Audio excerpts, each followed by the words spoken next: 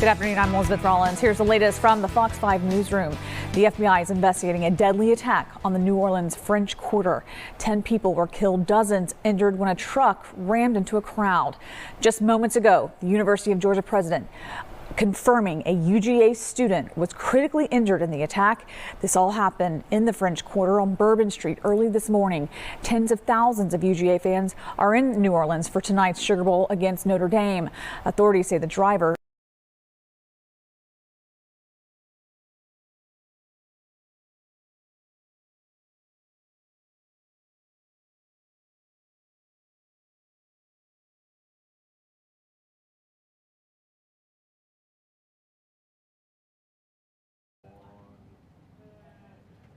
You're streaming news now. I'm Ariel Onstad, and thank you so much for joining us. We have a breaking news update about the potential terrorist attack in New Orleans, where a driver drove his car through a crowd of New Year's Eve celebrators, killing at least 10 people and hurting 35 others. The FBI office there in New Orleans is confirming the suspect as 42-year-old Shamsuddin Jabbar, a U.S. citizen from Texas. Now, at this time, the FBI believes that the truck, that white Ford truck he drove in the French Quarter, was rented.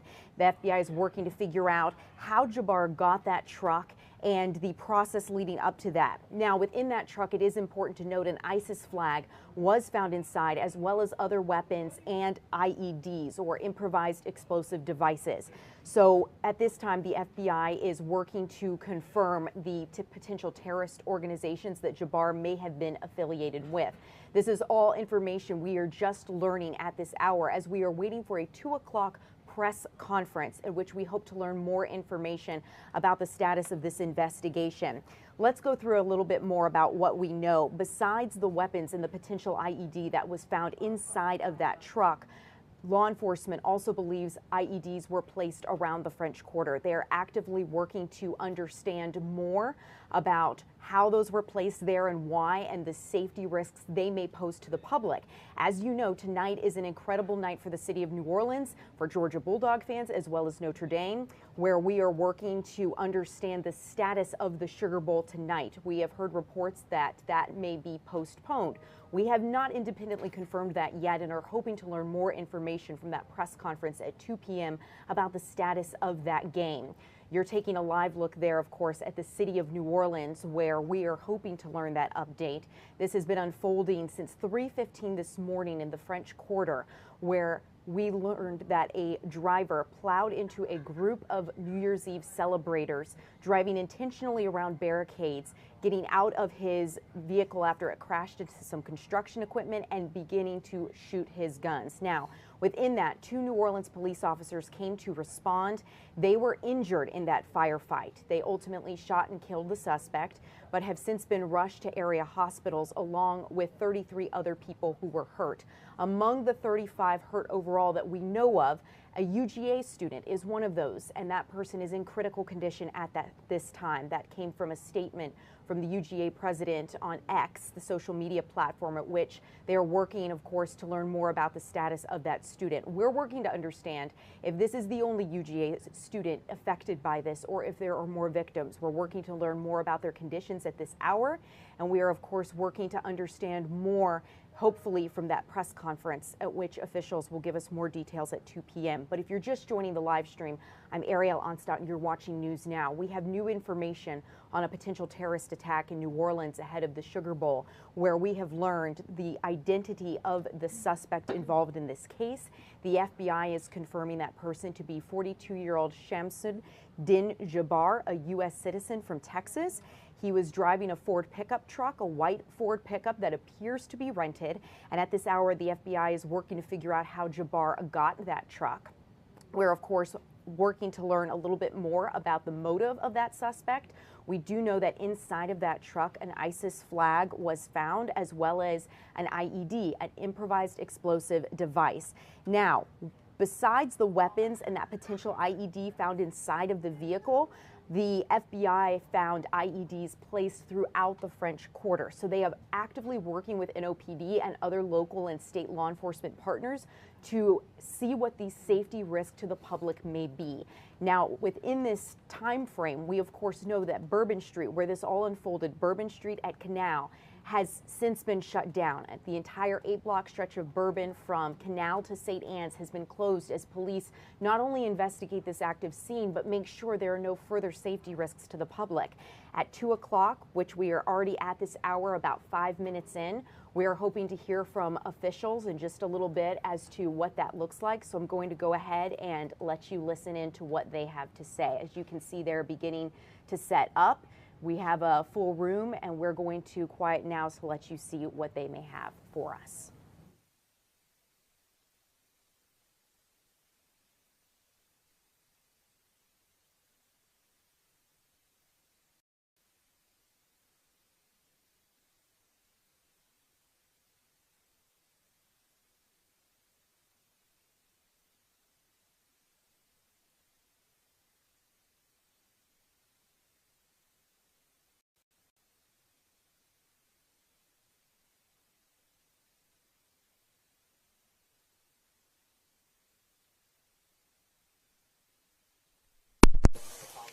Show, and then we'll take 1 or 2 questions down, please. Good afternoon, everyone. My name is Olivia Duncan. I'm the Assistant Special Agent in charge here in FBI New Orleans. Thank you for being here today and for your patience. First, I want to acknowledge the victims of today's horrific attack. The FBI and our partners are working diligently to investigate and find answers on behalf of the victims, the citizens and residents of Louisiana, and everyone visiting the city. I'm going to provide you some facts and information about what we do know. I know that all of you will have questions, and we will try to provide some answers. But this is an ongoing investigation that's rapidly evolving. So there are some questions I will be unable to answer at this time. The FBI is the lead investigative agency, and we're investigating this as an attack of terrorism, along with our partners. Today at approximately 3:15 a.m. Central Standard Time, an individual drove a pickup truck into a crowd on Bourbon Street in New Orleans, killing at least 10 individuals and injuring dozens more. After hitting the crowd, he exited the vehicle and fired upon local law enforcement. Law enforcement returned fire, and the subject was pronounced deceased at the scene. 2 law enforcement officers were injured and transported to local hospitals. The subject has been identified as 42-year-old Samsud Dim Jabbar, a U.S.-born citizen from Texas. He was driving a Ford pickup truck, which appears to be rented, and we are working to confirm how the subject came in possession of this vehicle. An ISIS flag was located on the trailer hitch of the vehicle, and the FBI is working to determine the subject's potential associations and affiliations with terrorist organizations. Weapons and potential improvised explosive devices, IEDs, were located in the subject's vehicle. Other potential IEDs were also located in the French Quarter. As of now, 2 IEDs have been found and rendered safe. The FBI's Agent Bomb Technology, as our local law enforcement partners, have been working to determine if any of these devices are viable, and they will work to render those devices safe. The FBI, we are working with our partners to investigate this as an act of terrorism.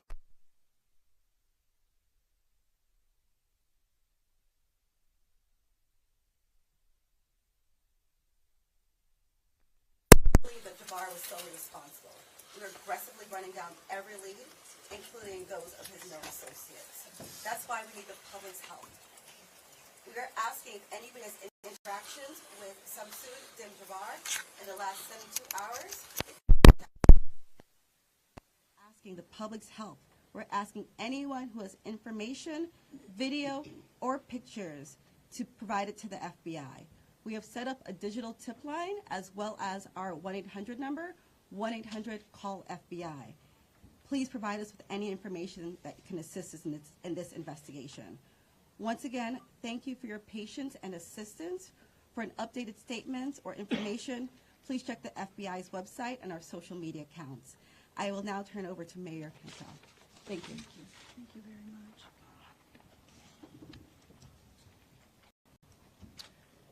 Thank you, Agent Duncan, for your leadership and the full support of the FBI. First and foremost, your leadership and the full support of the FBI. First and foremost, I want to express my deepest condolences to the families and loved ones that were impacted by this tragedy on Bourbon Street and in the heart of the city of New Orleans. And I know that the entire New Orleans City Council grieves along right with me, no doubt about that, and our people and our families. Thank you. Perfect. My priority will continue to be to ensure that victims that remain on Bourbon Street now will be serviced and removed as soon as possible. But as stated, the FBI is in charge of this investigation and are doing everything necessary to make this happen. I also want to acknowledge hearing from President Biden, all of our federal partners, but most importantly, calling Governor Landry this morning, responded with haste, and we do say thank you. And of course, a demonstration of a unified support is right here in this room. That's how we collectively responded to this tragedy in the city of New Orleans. The mission now is to facilitate, support, and coordinate safety procedures to keep our residents and our visitors safe. I've gone to the hospital along with Chief Kirkpatrick to visit our police officers, and considering their injuries, they're doing well. As I mentioned, this investigation is ongoing, and the FBI remains the lead in the investigation. It is an active crime scene as well. We are committed, no doubt, to uncovering all details surrounding this tragedy. And we are taking every necessary step to put even more safety procedures in place, especially given the nature of the investigation. I'm going to ask people to do not go around our secured area if there is no essential need to do so. It matters, and again, it is an active crime scene. I also want you all to know that the Greater New Orleans Foundation has set up a fund to assist victims, and that information will be provided to you. Thank you, Ganath. Thank you. Again, I want to thank this unified team. We're leaning in. We will be relentless, and we will do everything that it takes to render real justice. This team will. I want to also just thank our citizens for your heartfelt prayers. New Orleans is a world-class city, and I can say that I've heard from world leaders all this morning and up until now, in addition to my brother and sister mayors across this country. They're calling, they're responding, and they're standing with the city of New Orleans. And what they always say and want me to reiterate, they understand the resilience of this community. And we're strong in that regard, and I will say second to none. So with that, I'm going to turn it over to our governor, and as I mentioned, who has not wavered any in leaning in, providing the necessary support, and standing right here with me, and I say thank you, Governor. And I know the First Lady is standing with us as well. Thank you, Madam Mayor. Thank you. Again, I want to thank the mayor. Since about 3:45 this morning, when she called me, we have all been working just around the clock to both secure the city and the South. This act, again, I want to reiterate that our prayers go out with all of those who have been affected by this tragedy. I want to thank our law enforcement officers. I want to thank our medical personnel. I want to thank our first responders. And most importantly, I want to thank the two New Orleans police officers who not only laid their life on the line, but were able to eliminate the threat this morning. Let me say, we have made public safety a state priority from day one. And I think that if you look around me today, right now, and you look at the people who are standing around, that is their commitment as well. We intend to be transparent in assessing any defects that may have existed in the system so that we can address it. It's the only way to ensure that any mistakes that were made are corrected. Specifically, we have been trying and working very diligently to address security concerns in preparation for the Super Bowl since October. And it's interesting because, ironically, in preparation for the Super Bowl, I had intended to issue an emergency declaration tomorrow so that we could bring all of our federal, state, and local agencies to bear in preparation for the Super Bowl and Mardi Gras. But because of the events today, I have amended that emergency declaration and issued it today. So again, that declaration will allow our federal, state, and local partners to bring all of the resources necessary to get this city safe. In light of that executive order, I have also ordered the mobilization of a military police company.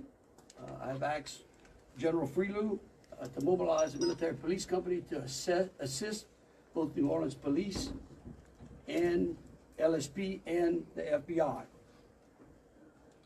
It is important for our citizens and guests of this state to know that we're doing everything we can to secure their safety in this city. We want to make it clear, the Superdome and the surrounding area is safe. But I've always said that the safety of this entire city is something that is always paramount to me. With that, I would like to turn it over to Jeff with the Super Bowl. Jeff Dunn.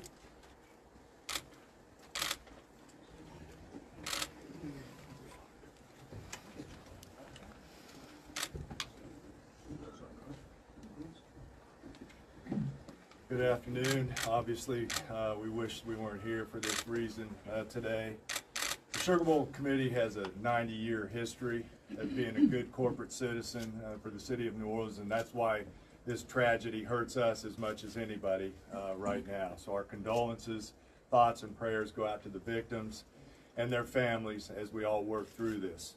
Of course, anytime we have a major event in the city of New Orleans, public safety is paramount, and we have full faith and confidence in the governor and the mayor and all the assets, the federal, state, and local resources that they've applied to this event so that we can ultimately bring those responsible to justice and carry on with the major events that we have in front of us.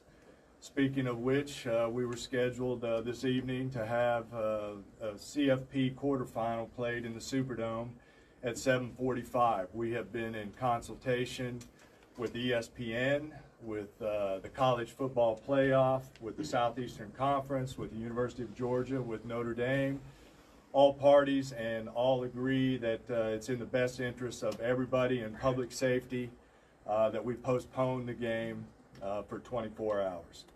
Work is fast about to set up a safe and efficient and fun environment for tomorrow night. There'll be more details on that in the coming hours, but for now, that's the plan. We're going to move forward and play the game. And again, we reiterate our thanks to everyone up here for the important work they're doing. We live in the fun and games world with what we do, but we certainly recognize the importance of this, and we're going to support it 100%. So thank you. I'd like to bring up Senator Kennedy.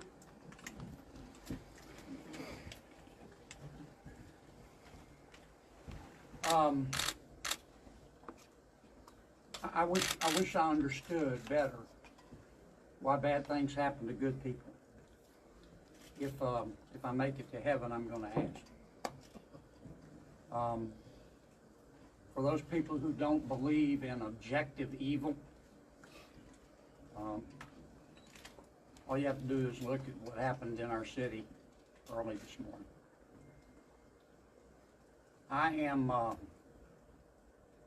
If this doesn't trigger the gag reflex of every American, every fair-minded American, I'll be very surprised.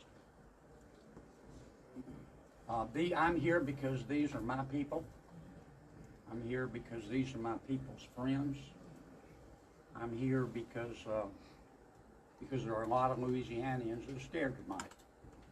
I don't want them to be. There's a lot of information going around. Some of it is actually true. Some of it isn't. The federal government is now in charge of this investigation. By that I mean the White House, the FBI, the Department of Homeland Security, and the Department of Justice. I have not talked to the FBI. Maybe they've talked to my staff. I don't know. I did talk to the Secretary of Homeland Security a little while ago. And I told him that with all the respect I could muster, that we expect to put the full force and resources of the federal government behind this investigation. Our state troopers, our local police departments, our sheriffs, we've got many sheriffs here today, have been terrific so far. Federal government is cooperating with them. I hope that will continue. Here's what I want to ask from the federal government. Catch these people. Catch these people. And then tell the American people the truth. Now, I don't want you to tell us yet anything that's going to interfere with your investigation. And there's things that I've been told that I think are true that I'm not sharing with you today because it could interfere with their investigation. But after we get to the bottom of this, they need to tell the American people the truth. And the people of New Orleans the truth. And the people of America the truth. I think the mayor and the governor are very wise to postpone this ball game for 24 hours. There's just too much stuff we don't know. And it's just not worth it. But I guess my final point is, I will promise you this. I will, when it is appropriate and this investigation is complete, you will find out what happened and who was responsible. Or I will raise fresh hell. And I will chase those in the federal government who are responsible for telling us what happened, like they stole Christmas. Thank you, Senator Kennedy. Congressman Carter. Thank you, Governor. Thank you, Mayor. Thank you, Senator Kennedy. Thank you to all of our law enforcement agents for doing a yeoman's job, for stepping up at a time when we needed you most, for employing the resources of all of our partners. This is all hands on deck, from the White House all the way down. I've been in communication with the White House since early this morning. Secretary Mayorkas, leaders in all of our federal, local, and state agencies. The President has made it very clear that he intends to bring every resource to bear, to not only tell the truth, but to provide the resources to bring these cowards to justice. I want to personally thank the men and women in uniform who put their lives on the line to protect our citizens and our visitors. To our mayor and our governor for acting expeditiously and bringing us all together. To our sheriffs from the surrounding areas who have been Johnny on the spot, recognizing that if it happens in New Orleans, it can happen anywhere. We don't have the luxury of being myopic. In this community, we work together. We don't point fingers, we don't blame. We go after the bad guys. Let it be clear that the full faith and credit of the United States and every agency therein is on the ground, working. And for those who may have played a role in this horrific act of cowardice, we will find you. We will bring you to justice. New Orleans is a place that heralds its ability to protect its citizens, that heralds its ability to manage major events, Super Bowls, Sugar Bowls, Mardi Gras, Jazz Fest, Essence Festival, you name it. No one does it better than law enforcement in New Orleans and in the surrounding area. Kudos to those two officers who have been wounded. Our hearts go out to those who lost loved ones. Our hearts go out to those who are wounded and on the men in the hospital. Citizens, now is the time to stay calm, to be vigilant. This is not a time to come out to sightsee. Listen to your federal, local, state officials. Be vigilant. If you saw something, say something. If you know something, tell someone. There are tip lines, there's information available. Please, all hands on deck.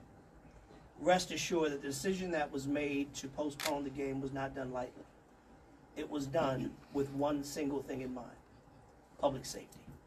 Making sure that the citizens and visitors of this great city, not only for this event, but for every event you come to in Louisiana, that you will be safe. And we will use every resource possible, as the governor has said, as the mayor has said, and every law enforcement agent here has said. Our energy, our commitment will be to make sure that you are safe now and for every event in the future. God bless you, and let's stay strong. Attorney General.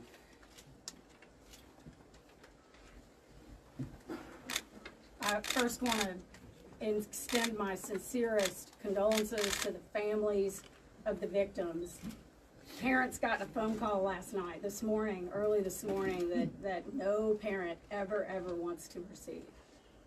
And as a parent of children who come to New Orleans and spend time here, I know that that is just something that, you know, we hold our breath sometimes till they're home safe, and some people did not come home safe.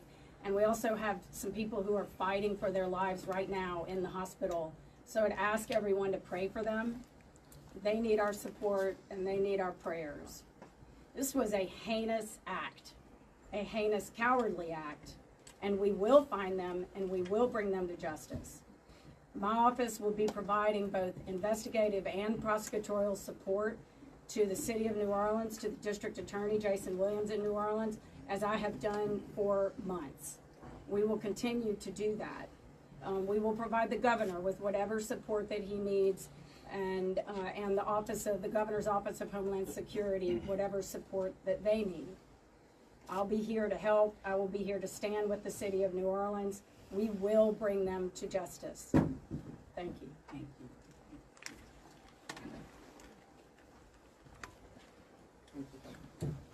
Thank you, Governor and Madam Mayor. For those who do not know me, my name is Ann Kirkpatrick. I'm the Chief of Police of New Orleans. My official title is Superintendent, but my role is as Chief of Police.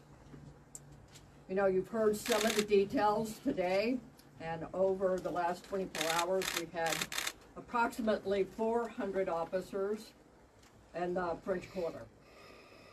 And as we know, this is not just an act of terrorism. This is evil. And when we face evil, we have a choice. We can run in fear, or we can indeed stand in strength. At a time of crisis, people are looking for leadership.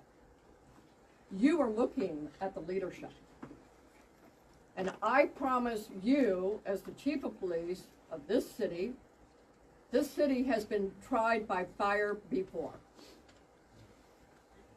But fire purifies. Fire makes things stronger. We have a plan. We know what to do. We are going to get these people. There is a path forward. Very pleased that we will be back to having a wonderful game tomorrow night. New Orleans police have proven their ability to make the city safer. Just 2 years ago, we were the murder capital of America. Today, from that time 2 years ago, we have driven our murder rate more than 50% down. So we have a track record. But this is different because it's terrorism. Now I want to thank all of our law enforcement partners. You're fabulous, and we appreciate the partnership. But last night, 3 of our officers engaged this terrorist who shot at them. 3 of the officers returned fire. Those officers did not run in fear. I liked what the mayor said this morning. New Orleans police and all law enforcement is built. We are built for dealing with evil, with things that would cause others to be in fear, but instead our officers, and last night NOPD in particular, stood strong. They did not run. They did kill the terrorist. We have 2 officers indeed who received gunfire. They will be okay. We have personally gone to see them. But this is leadership for you. And I promise, as the chief of police of this fantastic city, that I will be strong and firm and fearless. Thank you. Thank you. In wrapping it up, I want to just close with a couple of things. I want to thank Senator Kennedy and Congressman Carter. I want to thank again all of our law enforcement officers out there. I want the families of the victims to know that I will be issuing an executive order that tomorrow, when Notre Dame plays Georgia, every flag of every state building in this state is going to be at half-mast. In remembrance of them, but remembering something else. That fear in this state is alive.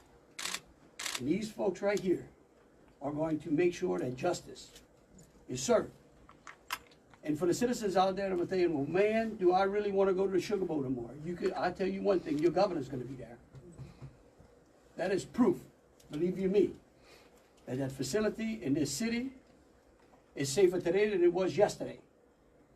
And as we come to additional events in this city, I know in speaking with Senator Kennedy and Congressman Carter, and FBI acting director, and the incoming administration, that they are going to ensure that this city has the resources necessary to protect our citizens and our guests.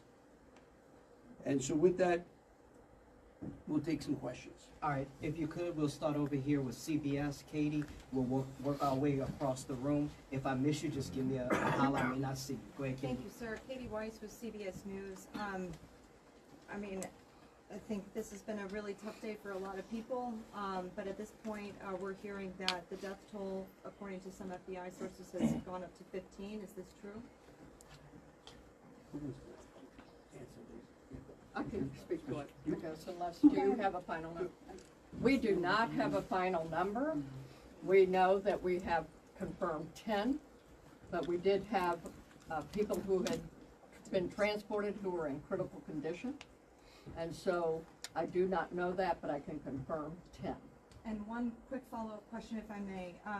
We know that there have been some local records in Texas about a misdemeanor background on this suspect. Any signs or warnings ahead of time about this person or their plans for what happened this morning? Because that is the investigation part, I will give the FBI. At this time, we cannot go into details about the subject's history. What I can tell you, the person was an Army veteran. We believe he was honorary discharge, but we're working through this process, figuring out all this information. The goal with the FBI is providing with the most accurate and complete information. So once that information is confirmed, we'll make sure we push that out. Thank you. Ariel. At this time, do you know exactly, as far as the victims, how many are from here in Louisiana versus out of state, and their ages maybe? At this time, I can't go into details about all the victims. We want to make sure that first that the family is notified appropriately before we put any information out there. So once the families are all notified, then we'll go ahead and release a statement to everyone. And I would ask the press, in relation to the victims and those that are in hospice, if we could just refrain from worrying about them so their loved ones can take care of them, and the medical personnel that are trying to get them out of the hospital can do so. And as information becomes available, we want to respect the privacy of those who are still either fighting for their lives or being cared for. Thank you. a follow-up if I may. Go ahead. You guys mentioned accomplices. You don't think that the suspect acted alone. About how many more suspects are you guys looking into at this point? It's a range of suspects, and right now with that fact, we do not run a rule or anything else, so that's why we're asking if anyone has had any interaction with the deceased subject Jabbar in the last 72 hours. Provide us with this information. You can provide us that information through 1-800-CALL-FBI or our digital tips line, which is available on our social media website, as well as the big FBI website. Can I say something right there? Tell me who you're with. WDSU. WDSU. Okay, and CBS. NBC's over here on the right. Oh, that's an unusual position. No. I don't get it. You wouldn't. Look, the FBI is not going to be able to answer those questions. Okay, they will eventually. I promise you. Okay, once the FBI has a chance to investigate all this, along working with state police, working with Homeland Security, working with the city of New Orleans, they're going to tell you what happened. I can promise you that, or I'm going to raise fresh hell. But right now, they're in the process of trying to catch the other bad guys. And I want to give them the benefit of the doubt for a while. 26. Yeah, I had a question about the victims. I know that there was obviously gunfire exchange, so I guess how many victims were shot and then how many were injured? Look, again, let me reiterate both Special Agent Duncan and Senator Kennedy. There's a lot of, I get that y'all want to know minute details. What we don't want to do is impede this investigation or spend any time talking about things that don't get us closer to hunting these folks down and securing the city. And so at a particular point in time, we will release as much information as we can, but at this time, in relation to the investigation, I would ask y'all to refrain from those. So ladies and gentlemen, if we're going to just have more of the same, as the governor just said, we're going to provide that information, but we're going to wrap the press conference now. We have a question down here. Hold on a second. Hold on. Let me finish. You weren't listening.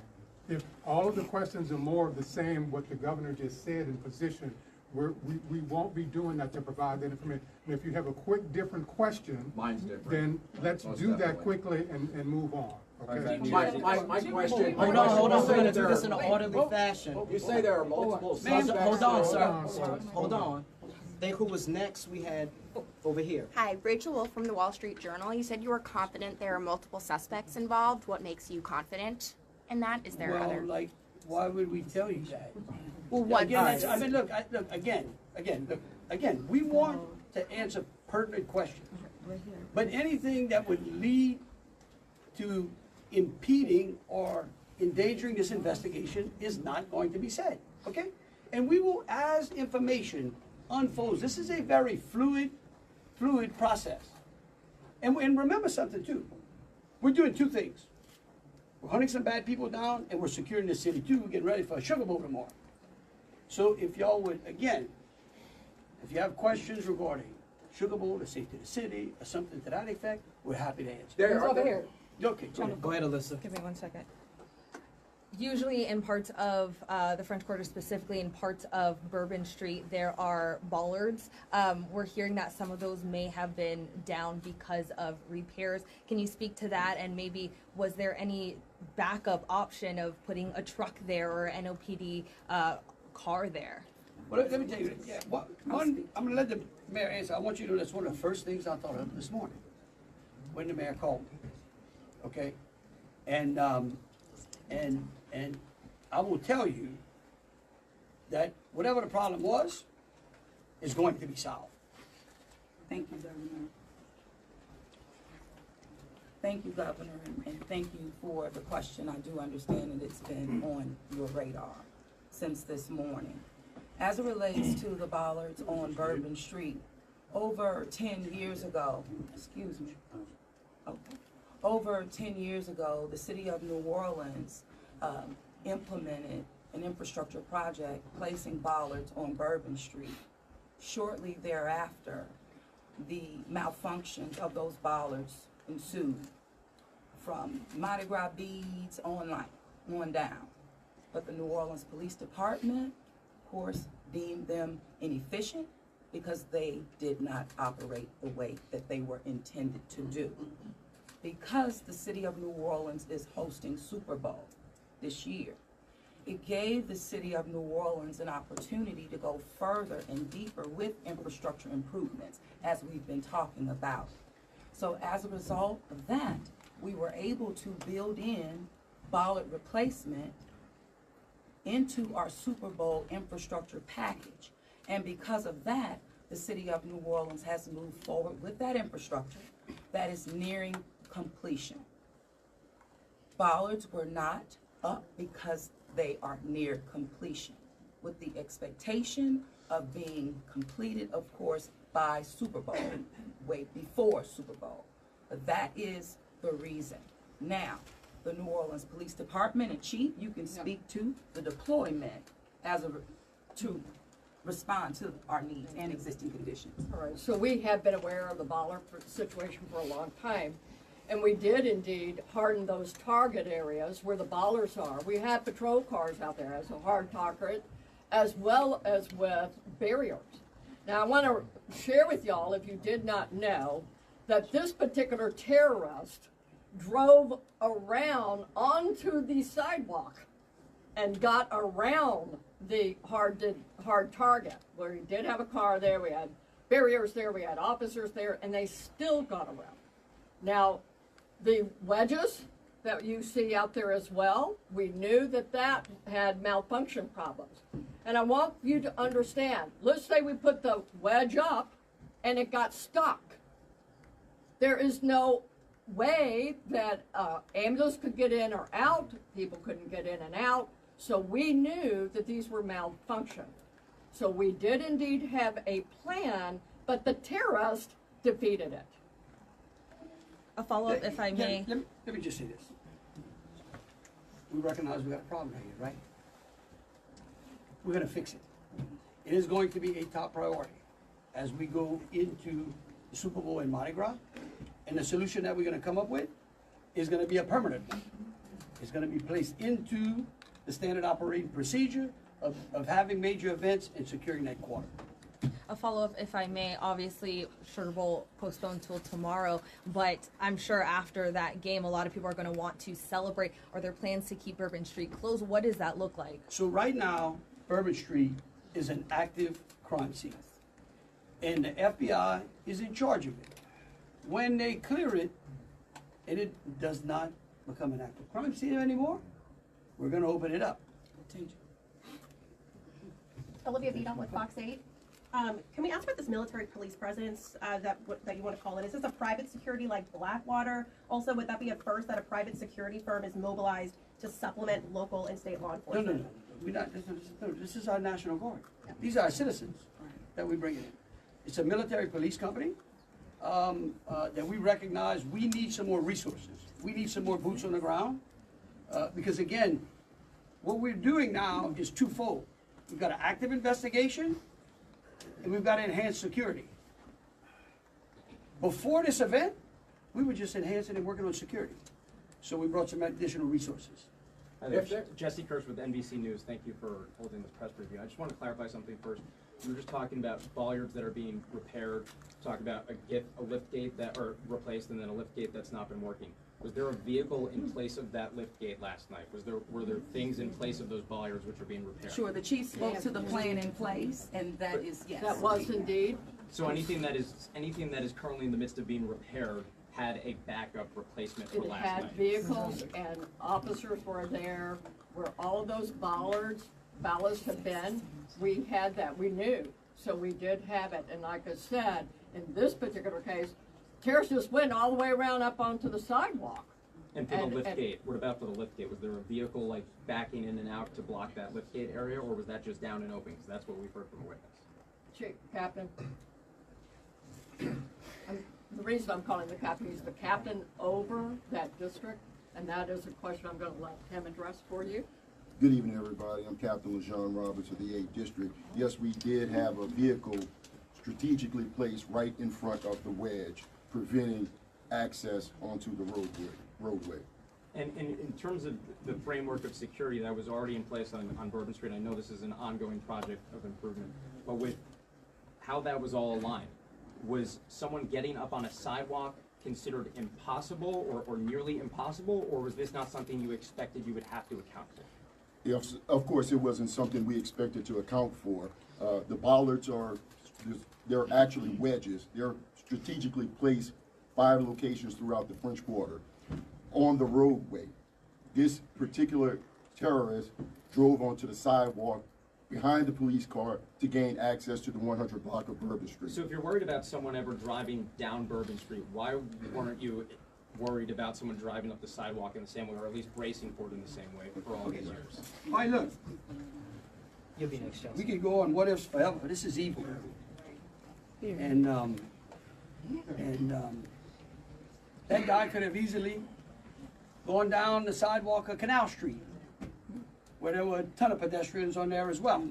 And there are And bollards right. on some They're right. sidewalks, so that's, I'm Right. just asking. Hold why on a is- second, we're gonna move on. Chelsea, go ahead. Just want you to know, however, we recognize, I said earlier, that where there are defects in this system, we are going to be transparent, and we are going to address them with the city and make sure that we fill those gaps as best we can. Thank you. Chelsea. Yeah, Chelsea Bracer with Axios. I have a question just about sort of ongoing public safety today. Special Agent mentioned 2 possible IEDs. Were those in the same location? Should residents in the French Quarter or elsewhere be concerned about potential other situations?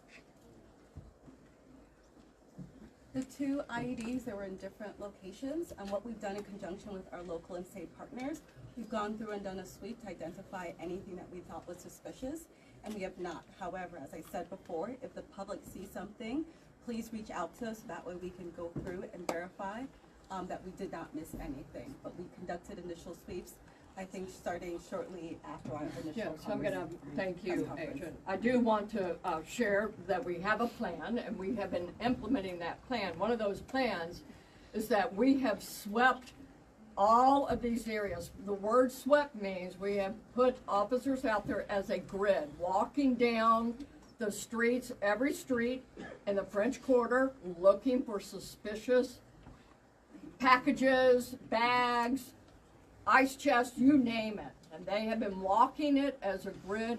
We've been doing the same thing on Poydras and all the accesses into the Superdome. Part of the safety plan is we have bomb dogs out there sweeping the Superdome and all the exterior area, and we're locking that down. That will be locked down through the game tomorrow. So that's a part of that safety plan, and we've already been implementing it. Okay, thank you all for Yes, coming I'm out. Question back here for the governor on the MPs. How many MPs will be deployed to New Orleans? Right now, there's I think it's a General Freelo, 100? 100. 100, and, yeah. All right, thank you all so much. Thank you. Thank you. We'll keep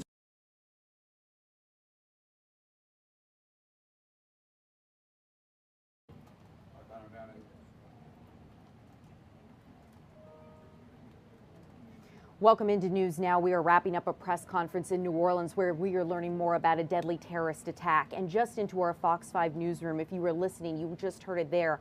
The suspect involved, believed to have been responsible for this deadly attack, was a student of Georgia State University. We have just confirmed that into our newsroom just seconds ago as this press conference wrapped up. Some other things we learned from that press conference about the suspect. 42 years old. We learned that he was born in Texas. We also learned that he came to the French Quarter. We're working to learn more details from law enforcement about that timeline. That is something they are piecing together about their investigation. But throughout this, we learned not only was he a student of Georgia State University, which we have just confirmed, but he was also an Army veteran. And the special agent at the FBI says she believes he was honorably discharged from Army service. So we're working to learn more details as to how he went from this man to the man we now believe responsible for that deadly attack in the French Quarter.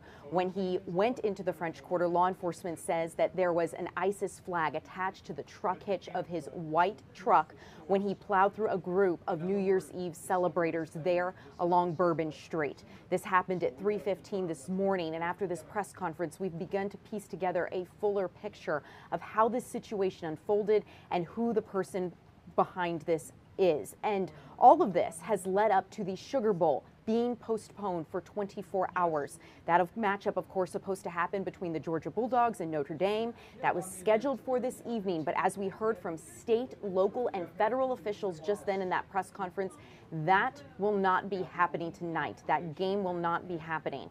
We, of course, have our sports crew there on scene in New Orleans. They were set to cover that game tonight.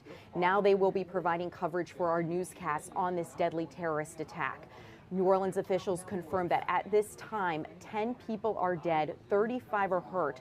Of those 35 hurt, we know that 2 of them are New Orleans police officers. 1 of them is a UGA student in critical condition.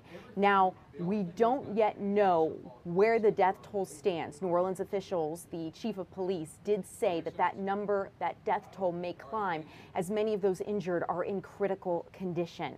So we are working to learn new details from state, federal, and local law enforcement. But it's important to note right now, as we look ahead to our evening right here in Atlanta, that the effects of this terror attack in New Orleans are having ramifications over here locally.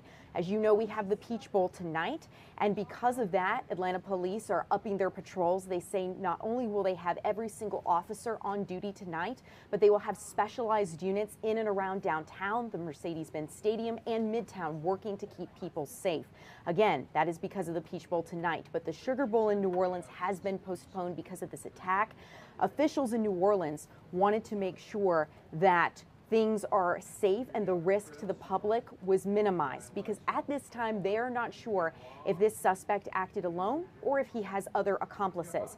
So again, the suspect, a 42-year-old man born in Houston, Texas, and we're working to learn more details about this transformation, but his name was Shamsuddin Jabbar, that U.S. citizen from Texas, and of course he was driving that Ford pickup truck, which appears to be rented.